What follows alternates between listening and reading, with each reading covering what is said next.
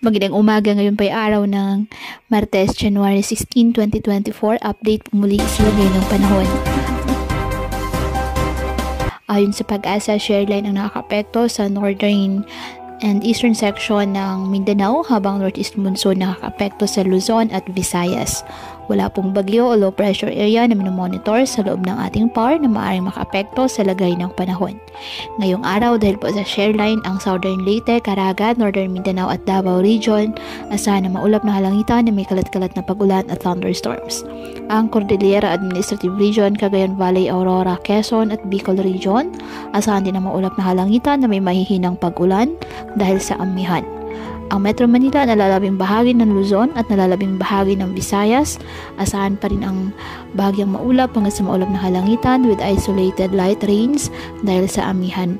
At ang nalalabing bahagi ng Mindanao, apektado pa rin po ng Shareline at ng mga localized thunderstorms. Kaya patuloy po natin na pinag-iingat ang ating mga kababayan sa banta po ng mga pagbaha at pagguho ng lupa, at ugaliin na magdala palagi ng payong o kahit anumang panangga sa ulan sa tuwing lalabas ng ating mga tahanan. At yan po muna ang update sa lagay ng panahon ngayong araw. Muli, patuloy po tayo na mag-ingat at palaging tandaan, God loves you. Stay safe and God bless.